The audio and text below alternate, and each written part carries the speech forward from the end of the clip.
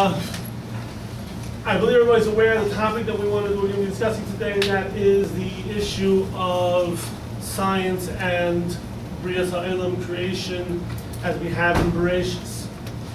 Now, it's appropriate that we should talk about this week, just after Shavuos. There's a famous medrash everybody probably knows, that when Hashem was creating the world, so he was going through the Aleph Beis, starting from the end, working his way backwards, and he came to Beis, and he created the world with the Beis and Bereshis. So the Aleph came to Hashem, was complaining, I'm the first letter in the alphabet, I should be the one to be the world to be created with. And Hashem told the Aleph, don't worry, I'm going to use you for when I give the Torah, and the first word of the Sefer Dibros is Anochi, starts with an Aleph.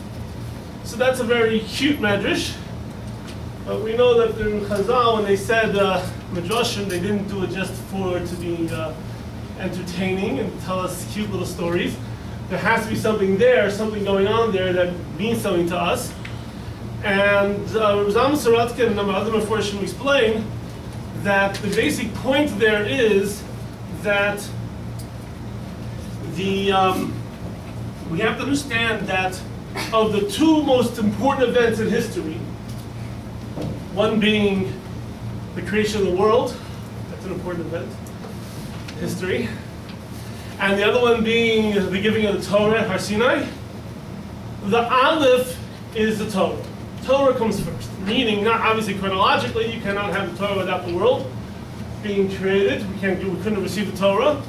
But the purpose of creation was simply to get us to receiving the Torah. Torah is Aleph. And that was what Hashem was saying when he said this idea that the Aleph will be comforted by being the first letter of the Matan Torah, as opposed to the Beis, which is for creation. What this tells us a few things, but one of the things it tells us is that the reason we know the Torah is true, and the reason we follow the Torah, is because we received the Torah from Hashem at Har Sinai. We were there, we had a natural experience. When Hashem introduces himself to the Jewish people, he doesn't say, I'm Hashem who created Shemayim Va'aretz, or I'm Hashem, the source of existence. He says, I am Hashem, Anochi Hashem Elokecha, Asher Tzeitzichem Eretz Yisrael, took you out of Egypt. The focus is on what we experience as a nation. Now that we have the Torah that we receive from Hashem, so we now know from the Torah that Hashem created the world, and there's a description in the Torah of how Hashem created the world. But it's not that we figured out from the world that there must be a Torah, and therefore we figured out that the Torah is what the creation of the world was. That's not how we did it. It's not that we found a book in a cave somewhere and we were so impressed by it that we made it into our Torah. We received it from Hashem himself, and that's how we know the Torah is true. So it comes out that we have two basically ways that Hashem has revealed himself to us in this world. One is the direct way he's revealed himself, direct revelation. That's the Torah. Hashem talked to us and told us in Torah what the truth is, and that's how we know the reality. There's another way that Hashem reveals himself to us, and that is through the creation that he gave us. He created a world, he gave it to us, we study that world in a variety of different ways, and from that study, we're able to know more knowledge about what Hashem wants us to know of this world. In principle, it shouldn't be possible for us to have any kinds of contradictions between science and Torah, because science is nothing more than the study of Hashem's creation. Hashem made the Torah, Hashem made the world. There shouldn't be any contradictions. But as you will all know, we sometimes find contradictions between things that the same person says. Even people who don't make mistakes, sometimes, they tell us something in one place and then tell someplace else. Right? We know the boys who are learning Gemara know this. One of the things we always do is try to find contradictions, find apparent contradictions, and then we have to try to resolve them. So if we have two sources of information from the same place, both are true, and they appear to contradict each other, then that tells us that either we're misunderstanding one, or we're misunderstanding the other, or most likely we're misunderstanding both. It's our lack of knowledge on one side or the other, on both sides, is what causes us to see apparent differences between the two different sources. Now, I'm going to go into this now with what possible issues are and a couple ways to approach it. But I just want everybody to bear in mind, I usually, in the past, when I've talked about the subject, it's usually been to adults. And it tends to get to very complicated issues, both in science and in Torah. And there's no question in my mind that if I do that too much, I'm going to lose most of you guys. So I'm going to do the best I can to present it in a simplified form. At the end, hopefully we'll have time, we'll be able to have questions. If you have any questions you want to get a little bit deeper understanding. But bear that in mind that I'm presenting it to you in a simplified form. The reason why it's important for us to do this is that all of you are at some point, if you haven't already, going to encounter these kind of challenges in your life. You're going to have people raising this question to you. What do you do about this issue? How can you believe in Bereshit if science says not? And those things, and you're going to need to have, at least for yourself, a way to think about it. And what I'm going to do here for you is to a large degree to present to you the different tools that I myself in my life have used to help me deal with these questions. I also presented with these issues. When I was younger, I had one way of answering it. As I got more older and got more sophisticated, I realized that those answers that I had before weren't as satisfying as I thought they were, and I went in slightly different areas, different directions. So we're dealing here with contradictions between science and Torah. What are the contradictions?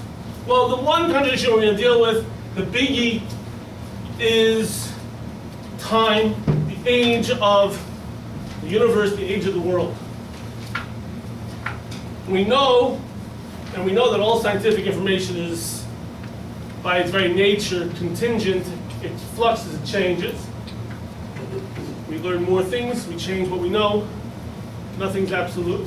But at the same time, the amount of evidence that points towards the idea that the universe is very old, physically old, is very, very large. I'm not going to go into all the examples, but a very simple example. So we all know that light travels at a certain speed. And so if you look up into the sky, you see stars. There are stars which, according to calculations, and the calculations are based upon good, solid science, the calculations, the gross calculations of stars are many millions, in some cases billions, of light years away. That means that it would take, from the time the light leaves that star until it gets here, it would take several million or several billion years to get to our planet. In fact, we could even see galaxies, which are, I'm not sure what the numbers are there, but the numbers are simply, to put it rather facetiously, simply astronomical. And it's just absolutely huge numbers. And so that right there, if we're looking in the sky, we see stars, and we can see these stars that are so far away. The light left those stars a very long time ago. And so if we can see it, it means that that star was created at least several billion years ago. And in fact, according to the basic standard scientific calculations, the universe is roughly 15 billion. Big machloksim, 10 billion, 20 billion, everything within comes out to, on average around 15 billion years old. And the planet itself, our planet is significantly younger than that, but still several billion years old. Well, at least the solar system is. Exactly when the planet is relative to the whole solar system is a little bit of a question, because exactly when does the planet become a planet is a bit of a debate to begin with. So we have here clear evidence of immense age. We can also see this in many other examples in our daily life. We're looking around. We go to the ocean and it's salty. How to get salty? From slow process of absorbing minerals from the rivers and streams flowing into the ocean, Then the water evaporates from the ocean. As time goes by, minerals concentrate in the ocean. That's how you have salty water. Many, many other examples. The Grand Canyon is a process of erosion that took literally millions of years. So you have many examples of this tremendous passage of time. Okay, fine. Where's the contradiction? Well, we all know when we open up the Chumash Bereshis, we read that the Hashem was created the world in 6 days, and the 6th day was Adam HaRishon, and after that we have a chronology of generations and years, step by step, and there's no question if you make your calculations up to times that we are historical times that we know ourselves, that it comes out the world is roughly a little less than 6,000 years old. According to our Masorah, we say the world is 5,771 years old this year, right? So changes every year, so I can't. So we have a Masorah that the world is less than 6,000 years old. Now there's a tremendous difference between that and the standard scientific narrative, the standard scientific version, obviously. Interesting thing to point out before we go further is that while that seems like a tremendous difference, the situation is actually, the current scientific conception of the universe is actually far, far closer to our Torah's conception, creation of the universe that we have in the Torah than was the standard scientific position throughout most of history into about halfway through the 20th century. For most of history, the standard position, scientists understood the universe to have been here forever, infinite. There was no beginning. It just was always here. Changes took place on a local level, but the universe as it exists always pretty much looked the way it looks today.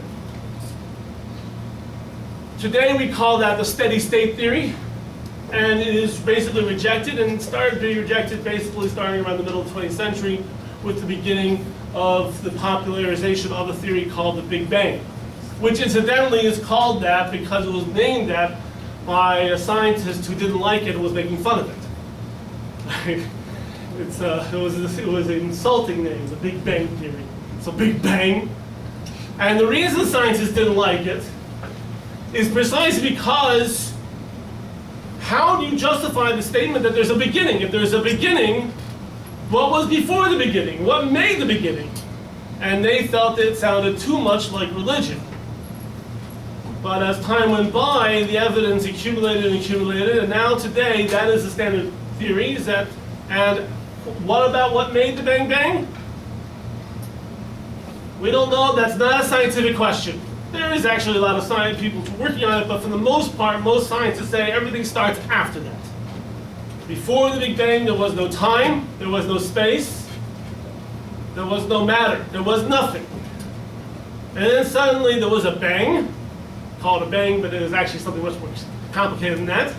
And all of a sudden, there was everything expanding at astronomical, again, that's that word, incredible speeds, so that within seconds you had already a gigantic universe. And it continues to expand at this time. There's a question whether that's going to keep doing that forever or not. So, we have already made a tremendous step. The difference between infinity and something with a beginning is tremendous. So we're already much closer. Even the progress of science has already brought us much closer to what we learn in Chumash in the last 100 years than people would have imagined for 1,000 years before that. So as I said, everything in dealing with contradictions comes from the question of, do we understand both sides? So, science, we know there's ambiguities. We're not sure if we understand it. We know our knowledge of understanding is always improving. So we know already right there that changes can happen. And like we just saw, in the last 100 years, a tremendous change took place, which brought us tremendously closer to the Torah's version of events, that there was, in fact, a beginning, a point in time when the universe began. But do we understand the Torah? When the Torah talks about creation, do we understand it? Do we really know what it's saying? Well, not only most of us would say, yeah, I don't know what the Torah is saying, but in fact, it's a basic principle we don't know what Torah is saying in creation. The Ramban, in the very beginning of Sefer Bereshit, the very first passage, is talking about that famous Rashi, why the Torah began with Bereshit. He says, what do you mean why the Torah began with Bereshit? It's important, we have to know that what was created. So he says, the answer is, and this is the point you have to know, the Ramban writes, and this is the one quote, by the way, I'm going to give you from a Sefer today. Everything else can be said outside, so you don't have to panic. I was going back and forth on that. Should I do lots of quotes and sources of the Gemara here, Medrash here? I'm going to say over outside, but this quote I want you to hear inside. The Ramban says, the gracious, because the creation is Soida Amuk, is a very deep secret. Ain't no moving in the Mikros. It cannot be understood from the Psukim. You cannot understand creation from the Psukim. Can't be done. And it cannot be properly understood Kabbalah except with that Kabbalah that's passed down secretly on Moshe Rabbeinu to Moshe Rabbeinu from Hashem.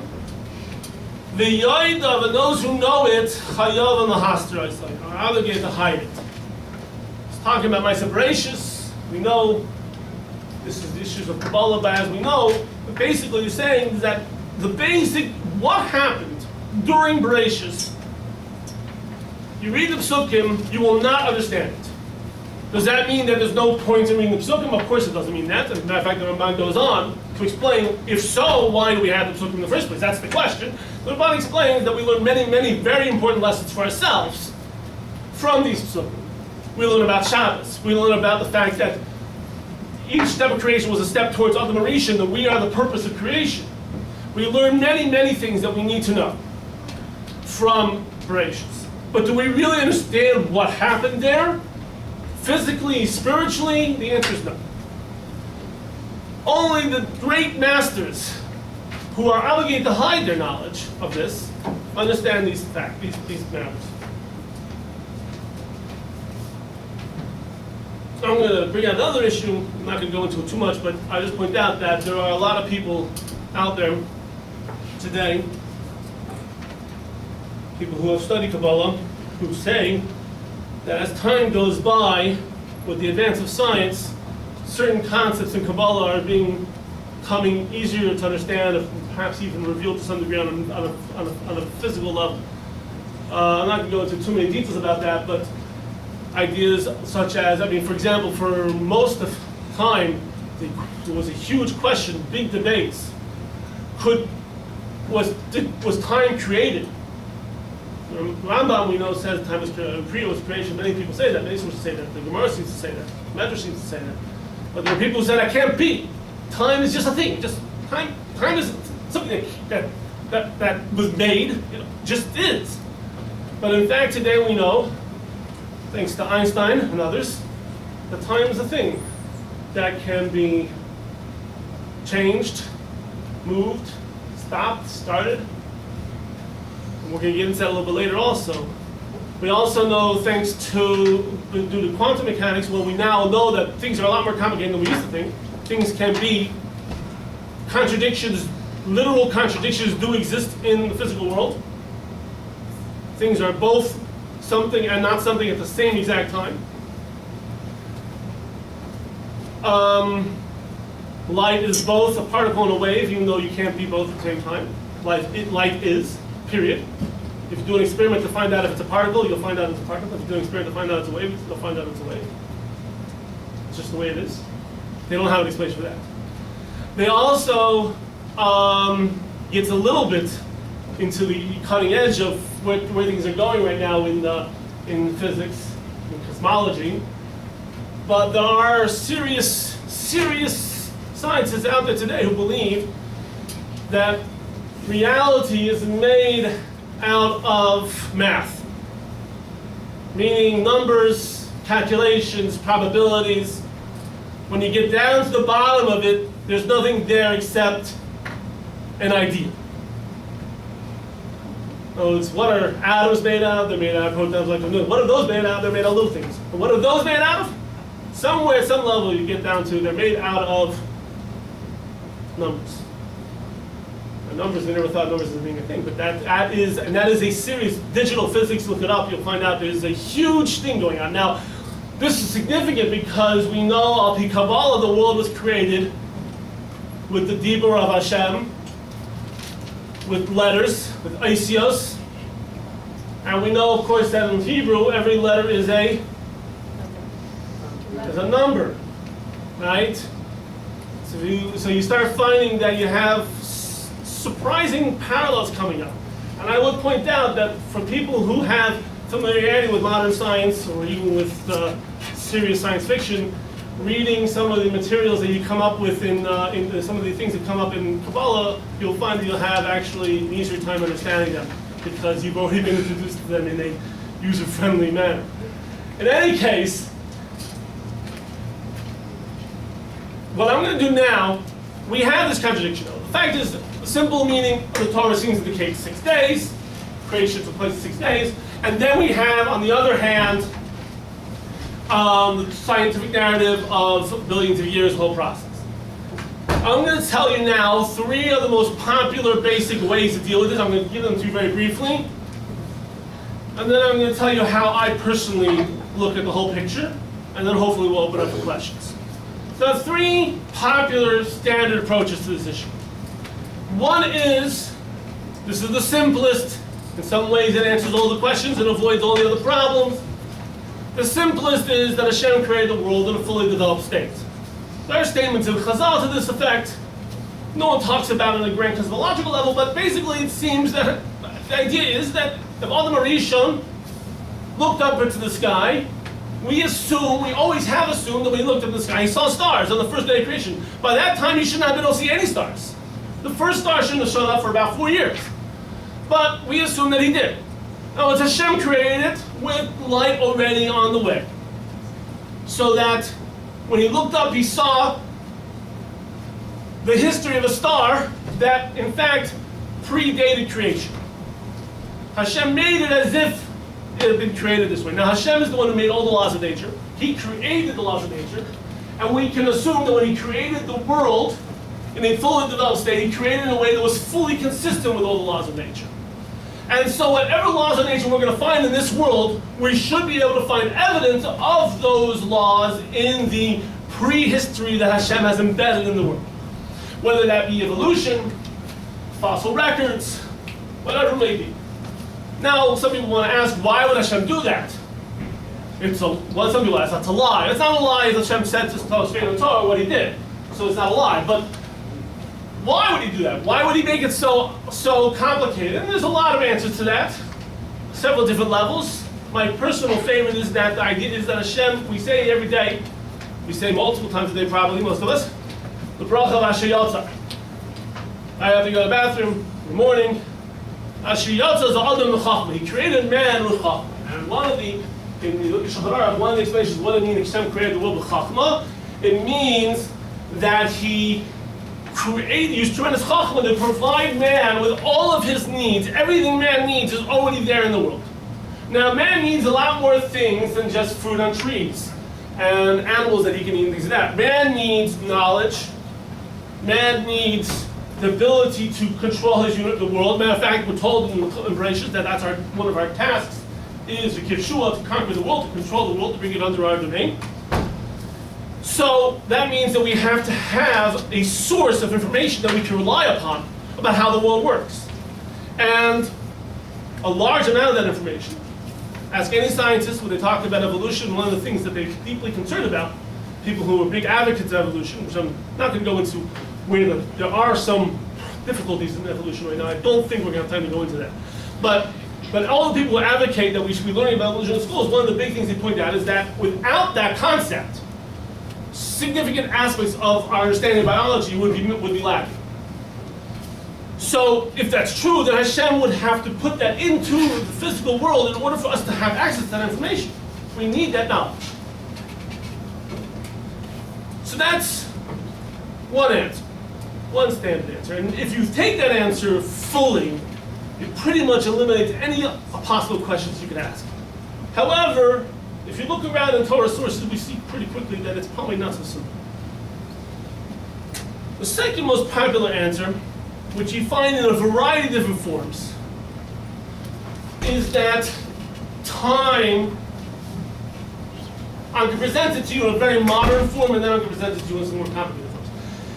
As I mentioned earlier, the theory of relativity tells us that time fluctuates and changes. In fact, the whole term relativity means that the flow of time changes relative to the observer. Different observers will experience time at different rates. And so you run into a problem. When we talk about 6 days of creation, there are several problems. Some of them are obvious and some of them are scientific. But from the point of view of relativity, whose days? Who is the observer who's measuring these days? What's his time frame, so to speak, in the relativistic terminology? What's his frame of time that he's measuring these days in? More than that, what is a day? Astronomically speaking, which is where the whole concept of day comes from, a day is the time it takes for the sun to go, the Earth to turn one revolution relative to the sun. Creation of the world, there was no sun until the 4th day of creation. So we have 4 days in which there shouldn't have been 8 days. There can't be a day. Unless you say a day means something different from what we usually think of as a day. Matter of fact, we see right away in the beginning that Hashem created light and darkness, and he called, like, the whole day and night business is very common. Erev and Boker. Erev and Boker is something that takes place at a local level. So what was the time zone that Hashem was using for Erev and Boker? There's always Erev and Boker at some point on this globe at some point. Earth is turning, there's always some place where it's evening, some place where it's morning. Was he looking at Yerushalayim? But Yerushalayim wasn't made yet. What is he measuring? So from all of these kind of questions, it becomes fairly clear that when we talk about time in the 6 days of creation, for sure in the first few days, but possibly throughout the whole thing, we're talking about something much, much more complicated and much different from what we normally think of as time, as days, nights, evenings, mornings. Whatever it was something that's not what we would have, what we think of today. In fact, Rosh Schwab, the famous essay, Rosh Schwab is there on the board, one of those posters there. That's him down with that poster there. Rosh Schwab, in a famous essay, talks about how, in fact, the time of the 6 days of creation may well have been much longer, millions and billions of years, whatever it may be, whatever the situation may be, that was, the time flowed at a different rate.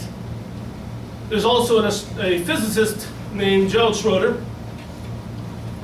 who has written extensively on the topic, and he's based it on a lot on the on relativity. And while you can argue back and forth about the specifics of some of his arguments, but the basic point he's making is that time, by its very nature, time is something which is not set. It's not a set thing. It's not that a day is a day is a day, no matter where you are, what you are. A person traveling, a person on a different planet would literally experience a day at 24 hours in more or less time than we experience 24 hours. Matter of fact, strictly speaking, a person here would experience a day faster than a person higher up in let's say in an airplane or a skyscraper. Now the difference is so tiny that we wouldn't be able to measure it, but there is a difference. In fact, they have measured it with very, very, very difficult experiments, that there is a real difference in time flow between a person on the ground and a person on top of a high building. So time is not set. And if time is not set, then we have to have some, there must have been, when we talk about the 6 days of creation, we're talking about something that's having, presumably from Hashem's perspective, we know Hashem exists outside of time, so Hashem doesn't have days and nights, right? And therefore, automatically, the whole thing is obviously much more complicated. And therefore, it could be, in fact, the 6 days of creation is talking about something that took much longer than that, from a physical perspective. Another issue, this is the third issue, this is closely related to what I just mentioned, is that there are a host of Memori Chazal, many, many different statements in Chazal, in Gemara, and Midrashim, and Zohar, that talk about how Hashem created things before creation. He created multiple universes before creation, wasn't happy with them, he destroyed them. Whatever that means, obviously, cannot be understood in a simple way. The Torah was created 2,000 years before creation. There were 974 generations before creation. Many, many, many different statements of this sort about things taking place before Bria Ha'olam. Exactly when they took place is actually a little bit of debate. Was it before Bria at all? The Rebbe Bachya says it's all taking place in the period of time between Bereshis and Yehior. In those first 3 psukim. Before Yehior, after Bereshis, there was a whole history, and the Rebbe Bachya says that this is a history of thousands of years, but the years that we don't understand are outside the understanding of human beings.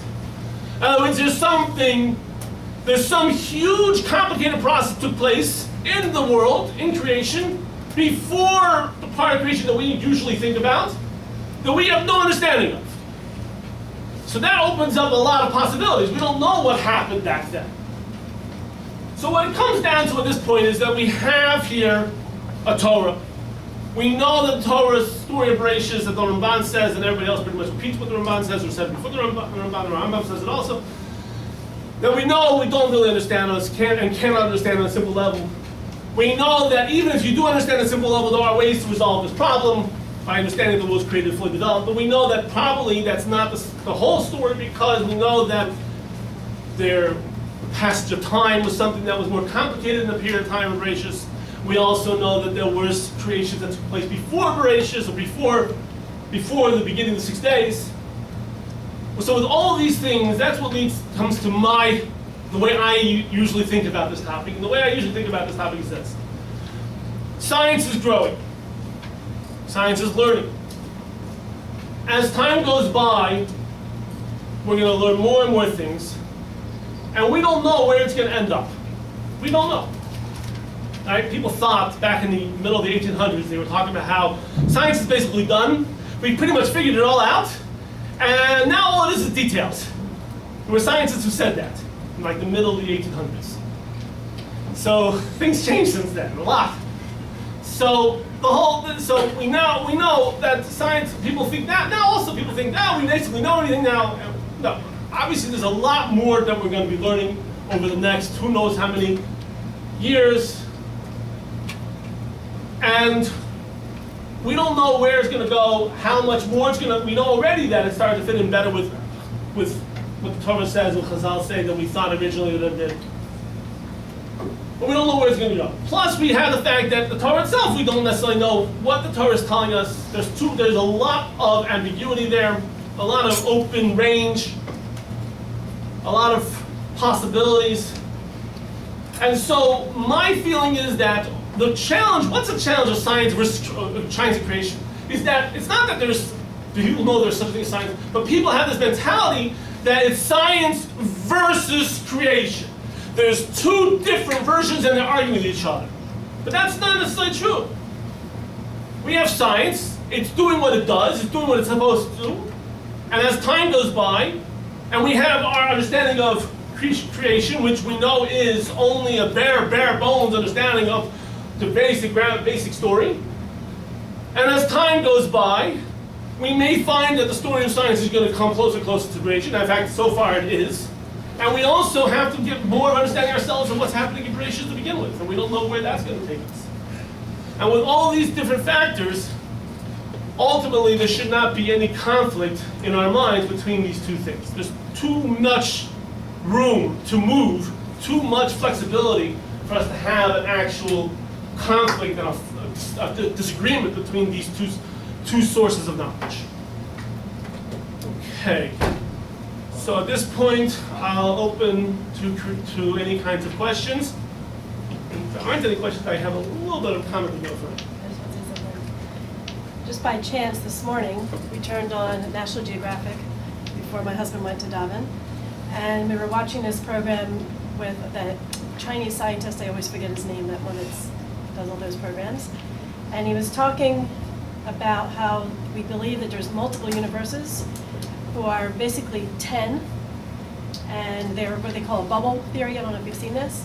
And everything that he was saying, my husband said, this is Kabbalah, this is Kabbalah. Like everything was just coming in.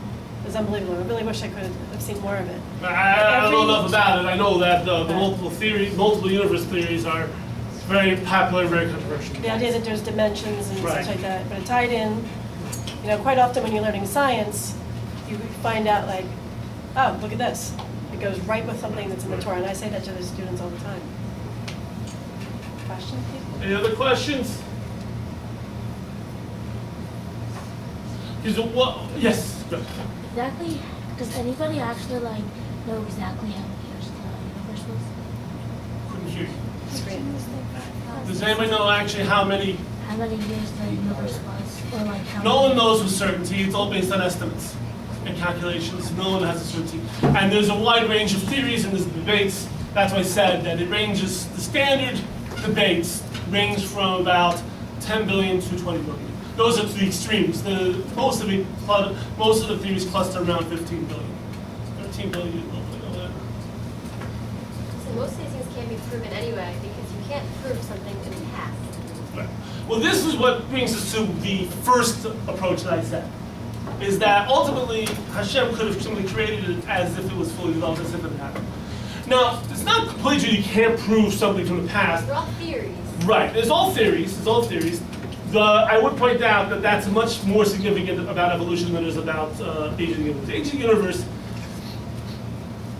it's sort of like, it's true that if you see something falling, you can assume that 5 seconds ago it was that certain distance before that.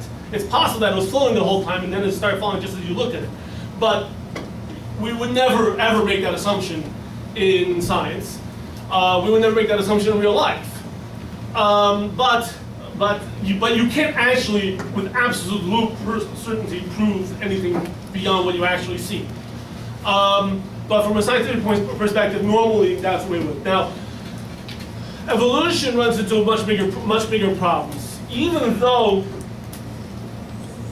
I wasn't really going to go into evolution too much in detail because I feel that most of the questions that are raised by evolution are resolved with the different approaches that we already mentioned. They all sort of built into those approaches. Evolution raises certain philosophical problems that are not problems with Tanakh, but are problems maybe with much later sources, starting with the Rishonim. Argument from the Zionists, things like that. But I would just point out that the theory of evolution runs into many more problems. While there is solid evidence that there was some kind of progression of life forms on this planet, that there were certain kinds of life forms and then those ceased to exist, and other kinds of life forms, and then those ceased to exist, and other kinds of life forms, there is the theory for the mechanism for transition, that one sort of species changed into another sort of species, and that specialization took place through this method. That theory runs into huge problems on many, many different levels. The single biggest problem, and the one which in many ways from our point of view is perhaps the most important, is that there is not yet even a theoretical explanation for how the life forms started in the beginning.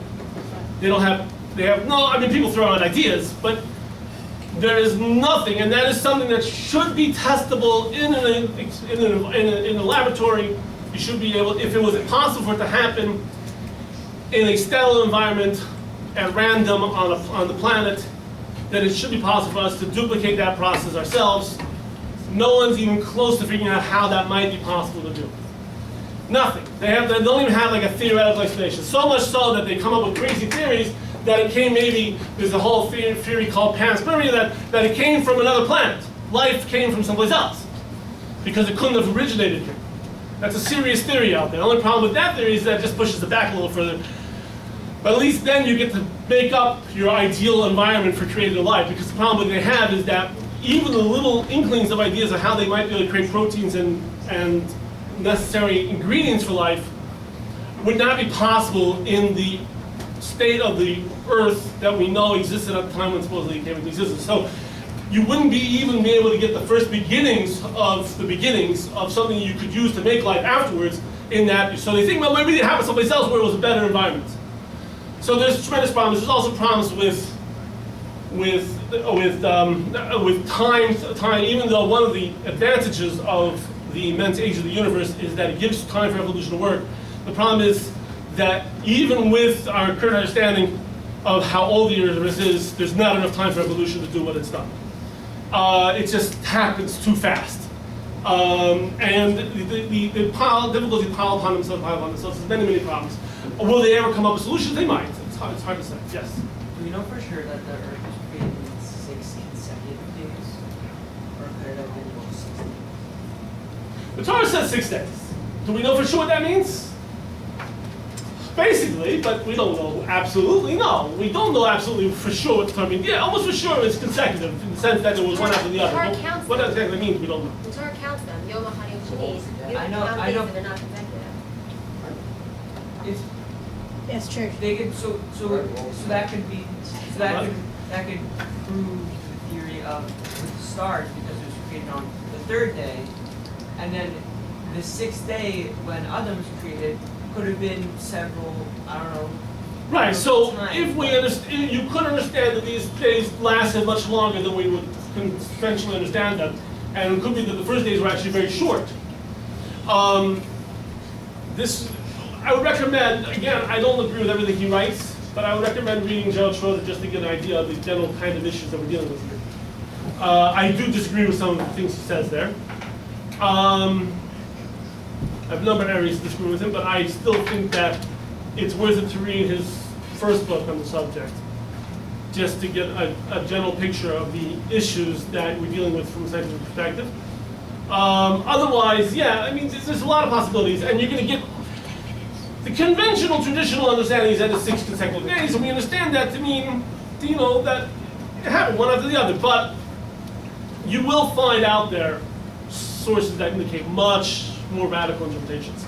They're not part of our general standard Messiah, but they aren't necessarily often either. It's a little tricky. Any other questions? Okay, so. Can I just add something? One of the other things I've talked about in some of my older kids' classes is that science is, I think Rabbi said that in the beginning, it changes immediately after someone's made a discovery. The textbooks that we use, what do I always say about the textbooks? The minute they were published, they're already obsolete, because that's the nature of science. But one of the things when we were talking about evolution is it had very set ways for many, many years to discover the age of something. Now, there's major holes in those set ways. Carbon dating is the other one I always forget the name of, that they have now found that are not necessarily accurate. So whether you start out and say, okay, 2 billion years old, or 2 million years old is this fossil that's in your hand. Now they're finding holes in that process that is, like Rabbi said, getting closer and closer to real time. So there's no definitive science versus Torah anymore, because they're getting closer and closer and closer. The textbook problem is much worse than that they're out of date by the time they're published. They're out of date several years usually before they're published. Exactly. And there are a lot of times people with axes to grind also with these issues. One of the main reasons, I would say the main reason why people think that evolution contradicts Torah and contradicts creation is because many of the biggest advocates of evolution insist that it does. And as a result, people say, well, they're the experts, they say it contradicts Torah, and now I have to fight evolution. But it's not necessarily true. That is their spin on things. You can't necessarily rely even on the science of the same, but you certainly can't rely on their interpretation of the implications it has for us. So just bear that in mind. Whenever you come across these things, people are interpreting these things in various ways to davka try to go against religion. It doesn't necessarily it doesn't necessarily create a problem in the first place. Way back when evolution was first getting started, Rav Hirsch wrote, everybody, my 7th, 8th graders know who Rav Hirsch is, right? So Rav Hirsch, Rav Samson Hirsch wrote in an essay that even if it turns out, and at that time it was just a radical theory that was just coming out in the 1800s, even if it turns out that this theory is completely correct, it still does not create any conflict with the idea that Hashem created the world, that you can see tremendous chachma and wisdom and design in the world. He says because it's a very simple thing. The idea that Hashem could have created just some little tiny speck of living creature, and from that every other living creature would come out, exactly according to his chachma and wisdom that he wanted, is itself a bigger chachma than creating each one separately. Now we don't have, that's not the way our Masorah is, that's how creation happened, but that's still one of the main reasons why people are concerned about evolution is not because it contradicts the Torah, though we sometimes think it is, but the bigger problem is it creates a problem with the classic argument for design, that Hashem created the world, and we can see that Hashem created the world by looking at the chachma of creation. The main thing we look at usually is living creatures, tremendously complex, and in fact that's another area where as science goes on and gives us more and more knowledge of how living creatures work, how we, our souls work, our own bodies, our minds, our everything in us, our cells. The knowledge, the information that we're getting shows us that it's vastly more complicated than anybody ever imagined before. And they thought it was pretty complicated back then, but they didn't have even a clue of how complicated it was. Vastly more complicated, more sophisticated. So much so that it's impossible to think that that came about on its own, that didn't have somebody making it. Because that has become so powerful, I think that's one of the reasons why Hashem caused that this idea of evolution should come in the world, because without it, denying creation would be foolishness, especially with modern knowledge. One of the big advocates of evolution as a proof against, as a support for atheism is a major, very well-known writer named Dawkins. So he writes one place that evolution is what made it possible to be an intellectually satisfied atheist. Until then, people who were atheists were just people saying, no, I don't believe it. But they couldn't deny the arguments that were being given. Evolution gave them this club to hit religion on the head with. The question is whether or not it really does the job that they claim it does, and I believe, and I think there's a lot of reasons to believe it doesn't. On both scientific aspects, that there are still serious problems with it, and also from even if it doesn't turn out, I think even then it doesn't contradict argument from the design, but that's a subject for another discussion someday maybe in the future. Okay, everybody, have a good day.